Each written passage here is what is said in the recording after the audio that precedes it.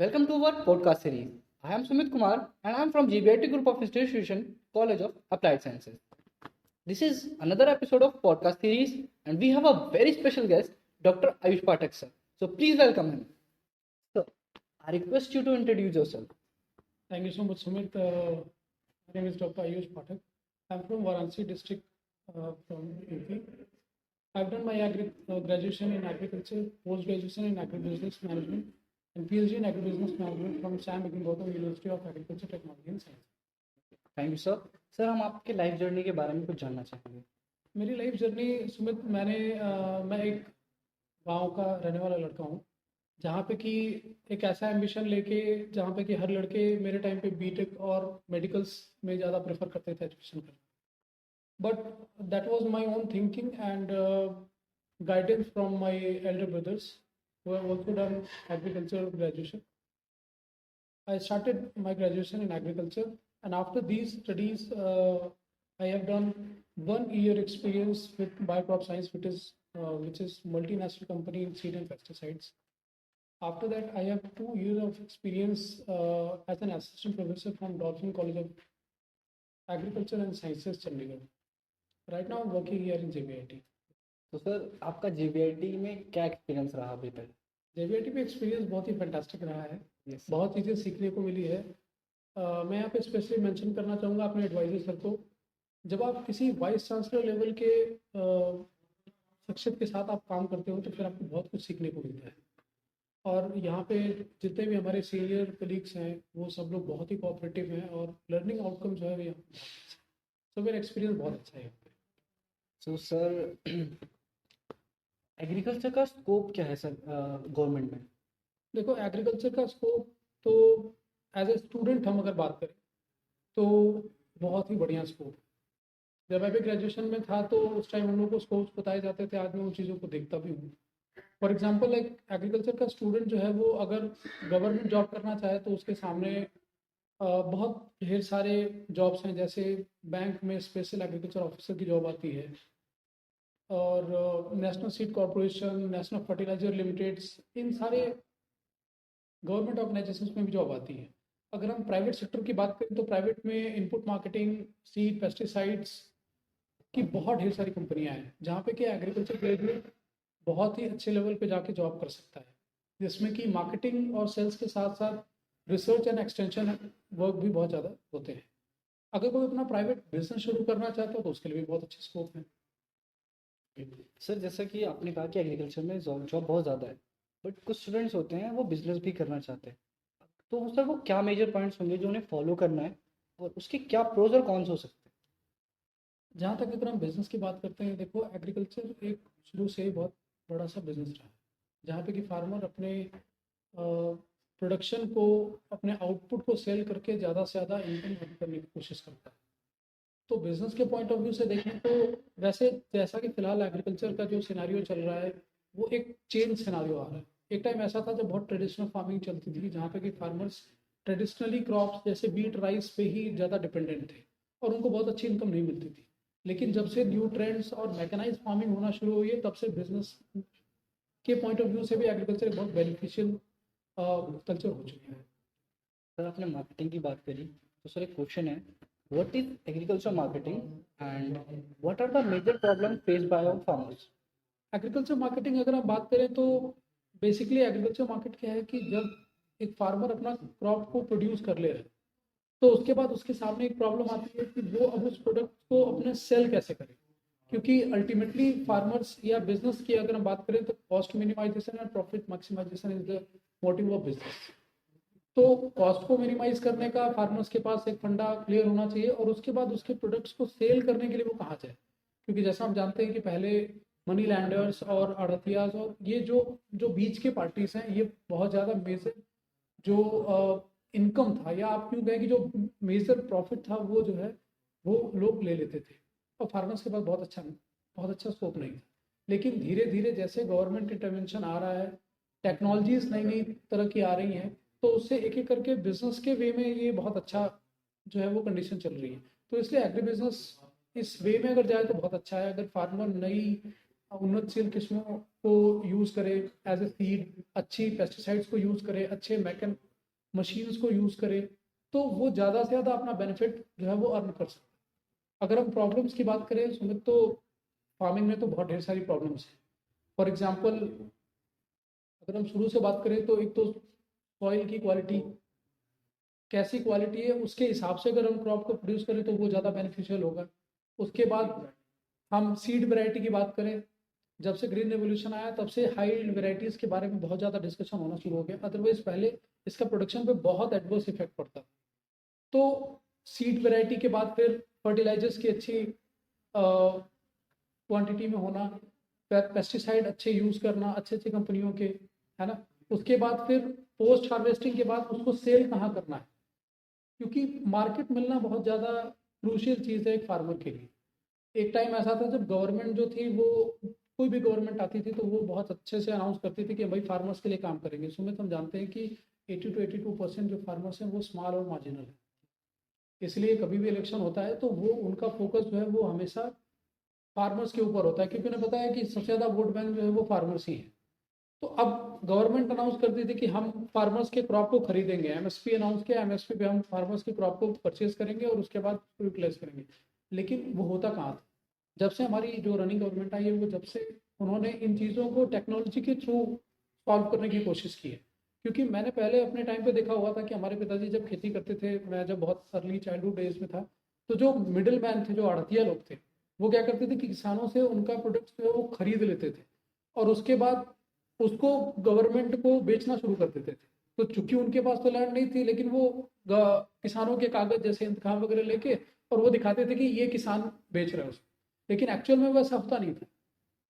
अब जो है वो कंडीशन अलग हो चुकी है। अब खुद एक फार्मर, क्योंकि गांव में जो कृषि रक्षा इकाई है वो गांव गांव में जाके किसानों के प्रोड्यूस को खरीदते हैं, उसके लिए वो उनको वेरीफाई करते हैं उनका, उनके जो क्योंकि अभी क्या है कि भूले पे अगर आप जाओगे ना तो आपको सबकी डिटेल मिल जाएगी कि किस फार्मर्स के पास कितनी जमीन है, उसके टूवर्ड्स जो है फार्मर से उतने ही अमाउंट में उनके फूड ग्रेन्स को परचेज किया जाए। तो टेक्नोलॉजिकल इंटरवेंशन आने के बाद से बहुत ज़्यादा चेंज आ गए हैं। मतलब वो सीधा डायरेक्ट टू फार्मर्स के साथ कनेक्शन हुआ है, जो कि इस बिजनेस के लिए बहुत अच्छा है। और बाकी मेजर प्रॉब्लम की बात करें तो वेदर कंडीशन एक ऑल्सो बहुत बड़ी प्रॉब्लम है, इरिगेशन फैसिलिटीज़, है ना।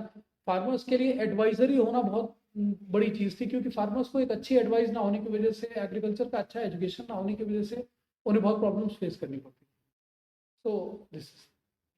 सर, हमने एक टर्म सुना है, agri business agri clinic. Sir, we request you to tell me something about that. देखो, एग्री बिजनेस एग्री क्लिनिक जो है वो एक मैनेज के थ्रू स्टार्ट किया गया है कोर्स, जिसकी की एलिजिबिलिटी जो है, अगर आपने 10+2 से एग्रीकल्चर किया है या फिर अगर आपने ग्रेजुएशन किया है एग्रीकल्चर में, तो आप इस कोर्स को कर सकते हो, जो कि एक 45 डेज का ट्रेनिंग है जो कि फ्री होता है। और इसका एक पर्पज़ जो है वो ज़्यादातर फार्मर्स को एजुकेटेड करने के लिए in terms of mushroom cultivation, bee keeping, honey production, in these things. तो इसका सबसे बड़ा बेनिफिट क्या है कि अगर इसको ज़्यादा से ज़्यादा अगर स्टूडेंट करते हैं, जैसे बीएससी एग्रीकल्चर पास आउट होने के बाद अगर लोग करते हैं, तो उसका एक तो ये कि फ्री ऑफ कॉस्ट है, जिसमें फूडिंग लॉजिंग सब है। और ये जितने भी हमारे देश में केवीके हैं, ये हर जगह रन होता है, हर डिस्ट्रिक्ट में एक केवीके ऑलरेडी होता ही है। तो वहां से करने के बाद अब एक सबसे बड़ी चीज़ आती है कि फार्मर्स के लिए एक क्रेडिट की बात आती है कि उसने अगर कोई स्किल सीख ली है तो उसको वो कैसे आगे बिजनेस करेगा, दैट मीन्स फंडिंग की बात आती है। यस। तो उस फंडिंग के लिए जो है वो नाबार्ड जो है डायरेक्टली फार्मर्स को फंड भी करती है, जिन्होंने एग्री बिजनेस एग्री क्लिनिक का सर्टिफिकेट कोर्स किया होता है। उसके लिए 10 लाख तक की सब्सिडी जो है वो गवर्नमेंट दे रही है, सॉरी 10 लाख का अमाउंट का लोन दे रही है, जिसमें कि सब्सिडी 30 to 40% है, जिसमें 38% समथिंग जो है वो जनरल के लिए और मेल कैंडिडेट्स के लिए, अगर कोई फीमेल है तो उसके लिए अप्रॉक्स 40% की सब्सिडी है। तो सर, एक टाइम था जब फार्मर्स जो थे वो टोटली डिपेंडेंट करते थे हमारे जमींदार पे। सर, वो उनके क्या रीजंस थे और वो रीजंस को हम कैसे ठीक कर सकते हैं? देखो, जमींदारी प्रथा जो थी वो हमारे देश में सब बहुत पुराने समय से ही एक बहुत बड़ा, आप कह सकते हो कि ड्रॉबैक रही है फार्मर्स के लिए। जब जमींदारी सिस्टम था तो एक सबसे बड़ी चीज़ ये थी कि कुछ लोगों के पास ज़्यादा ज़मीनें होती थी और ज़्यादातर लैंडलेस फार्मर्स होते थे, ठीक है। तो एक ढंग से वो जो है वो दास प्रथा की तरफ थी कि भाई किसानों के पास ज़मीनें कम थी और जमींदारों के पास ज़मीनें ज़्यादा थी। धीरे धीरे सीलिंग आई और लोगों से जमींदारी हटाई गई, है ना। धीरे धीरे इन चीज़ों पे भी गवर्नमेंट ने बहुत हद तक कोशिश की कि भाई आगे जो आने वाले फार्मर्स हैं, जो लोग अच्छी कंडीशन में एग्रीकल्चर कर सकते हैं, क्योंकि जमींदार बेसिकली ज़्यादातर जो है वो ज़्यादा बेनिफिट लेने की कोशिश करते थे, है ना। तो धीरे धीरे आगे चल के गवर्नमेंट ने सीलिंग किया और उसके बाद फिर लोगों के किसानों को भी ज़मीनें देना शुरू कर दी, जिससे कि आगे चल के जमींदारी प्रथा का अंत। सर हम जानना चाहेंगे कि करंट कंडीशन क्या है एग्रीकल्चर की हमारे कंट्री में। करंट कंडीशन, आप एग्रीकल्चर एजुकेशन की बात कर रहे हैं। देखो, एग्रीकल्चर एजुकेशन की बात करूँ तो मैं आपको एक अपना एक्सपीरियंस शेयर करना चाहता हूँ। Sure sir. जब मैं बीएससी एग्रीकल्चर में एडमिशन लेने के लिए गया, तो जब मैंने 10+2 पास आउट किया मैथमेटिक्स से, तो उसके बाद फिर हमारे जो टाइम के जो लड़के थे हमारे साथ पढ़ने वाले थे, वो ज़्यादातर लोग बीटेक और आप कह सकते हो मेडिकल्स में जाना कुछ प्रेफर कर रहे थे। जब मैं एग्रीकल्चर करने गया तो जब एक बार मैं एडमिशन लिया और मैं पढ़ने गया, फिर पढ़ के जब मैं वापस आया तो मैं गांव के लोगों से मिल रहा था, तो लोगों ने मुझसे पूछा कि आप क्या कर रहे हो। मैंने कहा कि मैं एग्रीकल्चर कर रहा हूँ, बीएससी एग्रीकल्चर कर रहा हूँ। तो एक ढंग से वो एक बुलिंग चीज़ थी कि लोग पूछ रहे थे कि इसको करने की क्या ज़रूरत है, ये तो ऑलरेडी चल ही रहा है। तो एक बड़ा ही ट्रेडिशनल माइंडसेट भी था एग्रीकल्चर एजुकेशन को लेके। और मैं एक बड़े विडंबना की बात करूं कि आज भी हम देखते हैं कि बहुत बीएससी एग्रीकल्चर करने वाले स्टूडेंट वो होते हैं जो कहीं ना कहीं अल्टीमेटली इंजीनियरिंग या मेडिकल में जाना चाहते हैं, और जब उनका अच्छा एडमिशन बीटेक या मेडिकल फील्ड में नहीं होता तो वो बाय डिफॉल्ट एग्रीकल्चर एजुकेशन में आते हैं। तो ये चीज़ें भी एक शो करती हैं कि आपके यूथ का माइंडसेट किधर जा रहा है एग्रीकल्चर को लेके। और अल्टीमेटली उसमें बहुत से ऐसे स्टूडेंट हैं जो कि बीएससी एग्रीकल्चर करने तो आते हैं, लेकिन उनका फोकस होता है क्यों वो बीएससी एग्रीकल्चर कर रहे हैं, क्योंकि हो सकता है शायद उन्हें गवर्नमेंट जॉब मिल जाए। तो दैट मीन्स कि by default opted agriculture education, हमारे देश में एग्रीकल्चर एजुकेशन को मेरे हिसाब से प्राइमरी लेवल पे शुरू करना चाहिए। क्योंकि जैसे जैसे स्टूडेंट के पास एग्रीकल्चर का एजुकेशन होता जाएगा, अगर वो शहर से है तो उसे ये पता चलेगा कि फार्मर कितनी मेहनत से क्रॉप को ग्रो कर रहा है और कौन कौन सी क्रॉप्स है। अगर गांव से है तो उसको उस एजुकेशन के प्रति उसका इंटरेस्ट आएगा, उससे एक फर्क ये पड़ेगा कि लोग एग्रीकल्चर के प्रति ज़्यादा एजुकेटेड होंगे और उसमें और अच्छे टैलेंट्स उभर के सामने आएंगे। जब हम एग्रीकल्चर एजुकेशन की बात करते हैं तो अभी भी बहुत से ऐसे स्टूडेंट हैं जो कि रिसर्च और एक्सटेंशन एक्टिविटी में एग्रीकल्चर के नहीं जाना चाहते। अगर आप ध्यान दें तो कवर हमारे पास हिंदी, इंग्लिश या हिस्ट्री, पॉलिटिकल साइंस के यूनिवर्सिटीज़ बहुत ज़्यादा है, एग्रीकल्चर की यूनिवर्सिटीज़ बहुत कम है। जबकि मैं समझता हूँ कि ये भी एक कल्चर, और चूंकि हमारा देश पहले से ही हम सुनते आ रहे हैं ऐसा कि agriculture is the backbone of our country, लेकिन एजुकेशन के पॉइंट ऑफ व्यू पे देखें तो हमारे पास मुश्किल से 60 to 70 गवर्नमेंट यूनिवर्सिटियाँ हैं, और अगर हम बाकी जो सब्जेक्ट्स हैं उनकी यूनिवर्सिटी की बात देखें तो वो बहुत ज़्यादा है।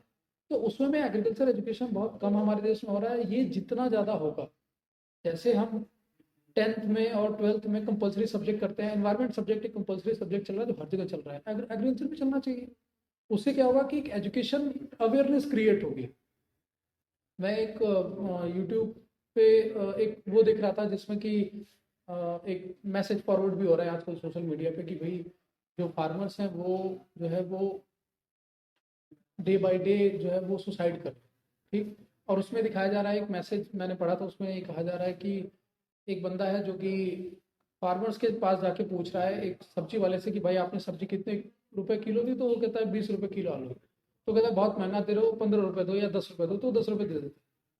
लेकिन जब वो अल्टीमेटली किसी मैकडोनल्ड या कहीं से बर्गर पिज्जा ऑर्डर करता है तो वो जाने वाले जो उसको डिलीवरी बॉय तो उसको भी टिप देता है। और फिर अल्टीमेटली वो कहीं एक न्यूज़ देख रहा है कि फार्मर जो सुसाइड करे, तो वो कहता है गवर्नमेंट कोई हेल्प नहीं करेगी फार्मर।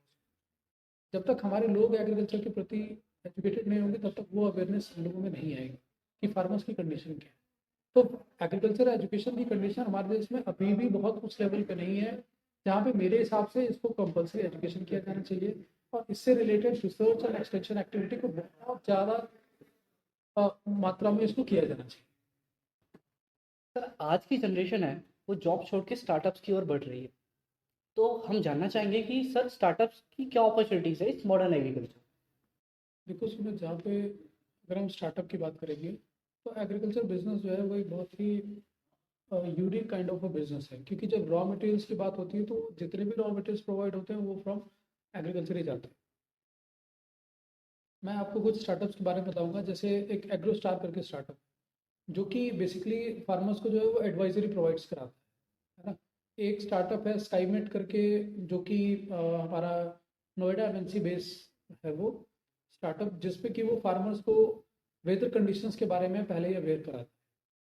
तो इस तरह के बहुत ऐसे स्टार्टअप हैं जो कि एग्री सप्लाई चेन मैनेजमेंट में, रूरल मार्केटिंग में, है ना, फूड डिलीवरी करके, और ऐसे करके बहुत से स्टार्टअप हैं जो कि एक स्टूडेंट कर सकता है। अच्छा, स्टार्टअप्स की अगर हम बात करते हैं तो ये सिर्फ और सिर्फ एग्रीकल्चर स्टूडेंट्स के लिए नहीं है।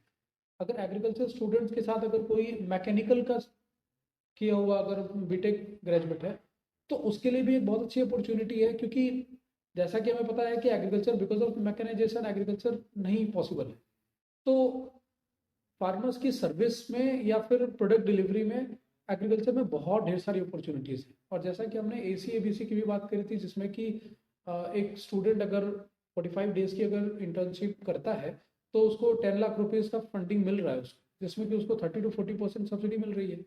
तो एग्रीकल्चर स्टार्टअप्स इस मामले में बहुत अच्छा चल सकता है। बाकी बहुत से टॉपिक्स हैं जिसमें आप मशरूम कल्टीवेशन कर सकते हो, या इन छोटे छोटे स्मॉल बिजनेस को भी करके एग्रीकल्चर स्टार्टअप जो है वो शुरू किया जा सकता है। सर, हमारे व्यूअर्स के लिए आप कुछ मैसेज देना चाहेंगे या कुछ कहना चाहेंगे उनके लिए? व्यूअर्स के लिए मैसेज मेरा ये है कि एक फार्मर जो है वो बड़ी मेहनत के बाद अपनी क्रॉप को प्रोड्यूस करता है, और वो चाहता है कि उसको एक बहुत ही अच्छा पैसा मिले। अगर कभी एक जनरल इंडियन हमारी एक वो व्यूज़ होनी चाहिए कि फार्मर्स के लिए एक बहुत बड़ी रिस्पेक्ट होनी चाहिए, as a being agriculture student हम ये कहना चाहेंगे। दूसरी चीज़ ये कि एग्रीकल्चर एजुकेशन जो है वो हमारे देश में बहुत ज़्यादा ज़रूरी है। मेरे हिसाब से एग्रीकल्चर स्टूडेंट का एक कोई छोटा सा कोर्स ज़रूर, जैसे एनवायरनमेंट हम पढ़ रहे हैं वैसे एग्रीकल्चर पे भी फोकस होना चाहिए। और गवर्नमेंट के लिए कुछ मैं कहना चाहूँगा कि अगर गवर्नमेंट जितना ज़्यादा फार्मर्स के लिए वर्क कर सकती है, उतना ज़्यादा हमारे फार्मर्स जो है वो होते जाएंगे। कुछ और भी ऐसी चीज़ें हैं जो कि हमारी कंट्री में चेंज होना बहुत ज़्यादा ज़रूरी है, जैसे एक तो पॉपुलेशन कंट्रोल। हमारे देश में मैं अटल बिहारी वाजपेयी जी का एक भाषण सुन रहा था, जिसमें उन्होंने 70 to 80 के टाइम पे उन्होंने कहा कि हमारी जो ओवरऑल पॉपुलेशन है वो दैट इज 75 करोड़, और आज हम ठीक दूना हो चुके हैं। तो पॉपुलेशन जितनी बढ़ती जाएगी उतना फ्रेगमेंटेशन ऑफ लैंड होल्डिंग होती चली जाएगी, और जब फ्रेगमेंटेशन ऑफ लैंड होल्डिंग होगी तो एक फार्मर को अगर 1 बीघे से भी कम की जमीन मिलना शुरू होगी तो ऑब्वियसली वो एक शिफ्ट होना शुरू हो जाएगा, अपने एग्रीकल्चर को छोड़ के किसी दूसरे बिजनेस में शिफ्ट होना शुरू हो जाएगा। जो कि आज हम एक करंटली इस प्रॉब्लम को देख रहे हैं कि बहुत सारे फार्मर जो कि फार्मिंग छोड़ रहे हैं। फार्मर्स के बच्चे जो है वो धीरे धीरे बड़े बड़े शहरों में जाके नौकरियां करना शुरू कर रहे हैं। क्यों? क्योंकि उनको अगर हम कॉस्ट ऑफ कल्टीवेशन और उसके बाद नेट इनकम को एनालाइज करें तो उनको उतना प्रॉफिट नहीं हो रहा है जितना भी उनको कहीं एक बाहर छोटी जॉब करने पे हो रहा है। तो इस तरह से हमारी फार्मिंग को जो है बहुत ज़्यादा सपोर्ट करने की ज़रूरत है। वो सपोर्ट एक पब्लिक पॉइंट ऑफ व्यू से भी होना चाहिए और गवर्नमेंट पॉइंट ऑफ व्यू से भी होना चाहिए। और एग्रीकल्चर एजुकेशन को इन terms of research and extension बहुत ज़्यादा ही इसको प्रमोट करने की ज़रूरत है और उसमें थोड़ी बूस्ट लाने की ज़रूरत है। Thank you so much sir, आपने हमें अपना वैल्यूएबल टाइम दिया, और आई होप ये पॉडकास्ट हमारे व्यूअर्स के लिए बहुत ज़्यादा हेल्पफुल रहेगा। Thank you for watching our podcast and keep watching.